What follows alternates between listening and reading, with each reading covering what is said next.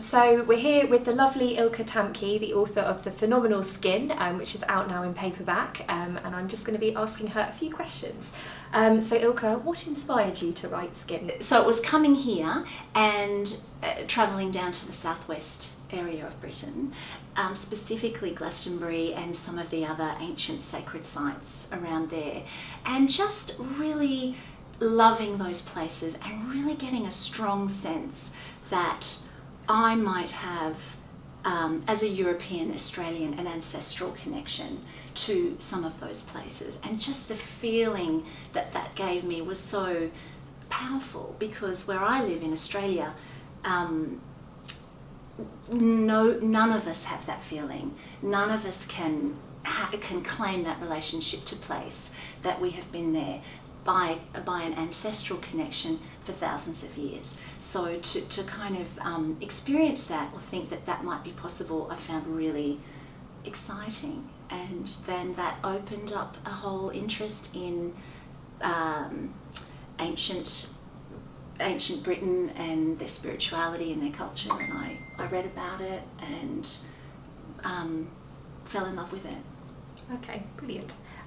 So sort of going on from that, how much research did you have to do when you were kind of thinking about writing the novel, and how sort of true have you stayed to the historical facts? To the facts.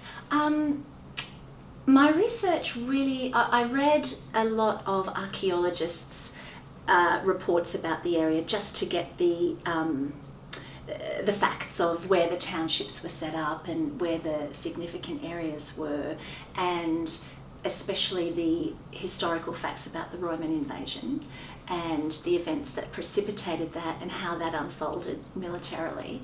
But it was really the Druids that I researched most deeply. So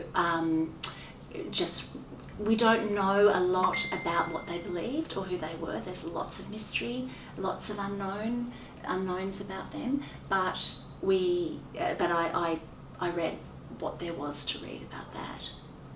Okay, nice. Did you read about anyone turning themselves into a raven, or was that a bit of artistic? I read. Well, no, I actually. I mean, a lot of scholars believe that the Druids' spiritual practices were very shamanic. That they did actually, those ideas had a lot of cultural traction, shape-shifting, taking animal form, ritualistic practices. So yeah, I was very inspired by reading about that. Brilliant. So Ailia is pretty badass heroine, brilliant heroine. How did it feel writing about her as a character? Look, it felt great, but I didn't set out to write a kind of tough or feisty heroine. It was really just, she was the voice of my own curiosity about that culture, and because she was set just slightly outside it, because she didn't have skin, which is sort of the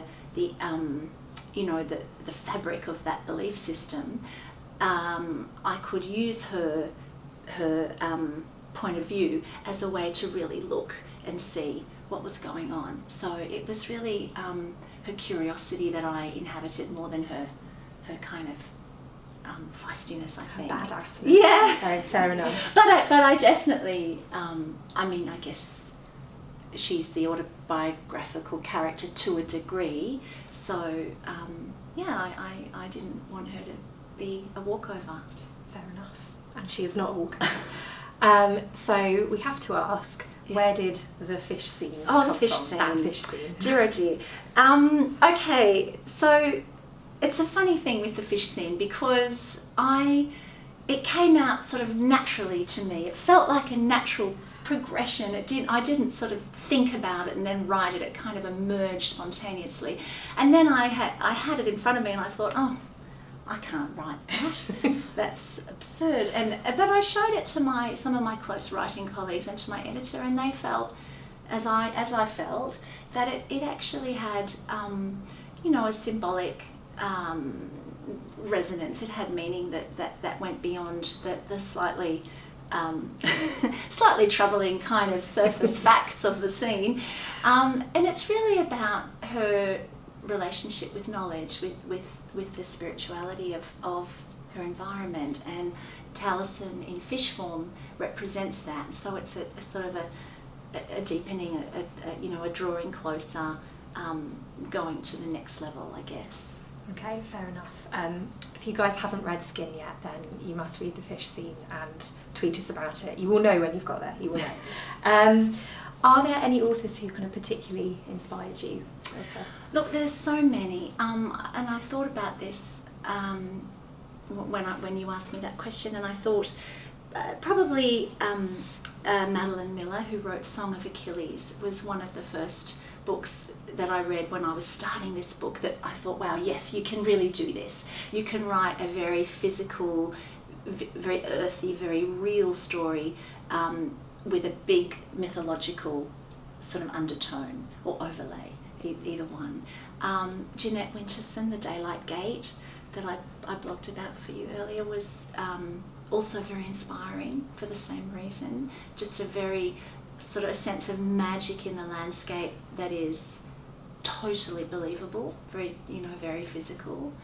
And I was inspired in my earlier life by the Zimmer Bradley novel, The Mists of Avalon. Yeah, I think it's an iconic novel that inspired a lot of people who have a love of British mythology.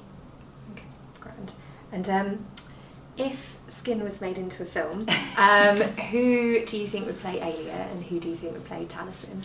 Well, I think Ailia, I loved the actress who played, I think it was Demelza in Poldark, and her name is Eleanor Tomlinson, and she's beautiful and a little bit wild. She's got that gorgeous Celtic red hair and those green eyes, and so she had she had the right blend of a very earthy but also quite ethereal.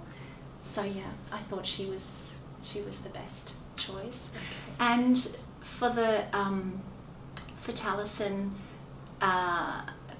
the Aidan Turner actor did pop into my head, but he seemed, I described him, I thought he was possibly a bit too much of a larrikin, which is an Australian term for a bit of a knockabout guy, a joker, with a real sense of humour, whereas sort of Taliesin's a bit tortured. He's a little bit more serious. He is. He's a bit more troubled and a bit more wounded.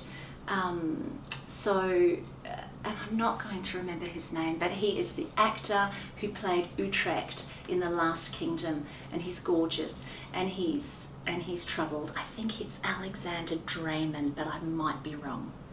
Okay, I shall look him up. Please. I like the sound of him. So what is next for Ailia, and will there be a sequel to Skin? Yes, there's a sequel that I've nearly finished writing. And this is really where Ailia's story starts to come much more into the known history of Britain just after the Roman invasion, and she comes into contact with one of Britain's most significant freedom fighters. Caraticus is what most people know him as, but I call him by his Welsh name of Caradog, and she goes to him after the devastating events that conclude the first novel, and she takes up the fight for Britain's freedom and autonomy with him. Okay, oh, fantastic. Well, Ilka, thank you so much for answering our questions, and yes. Thanks, Emily.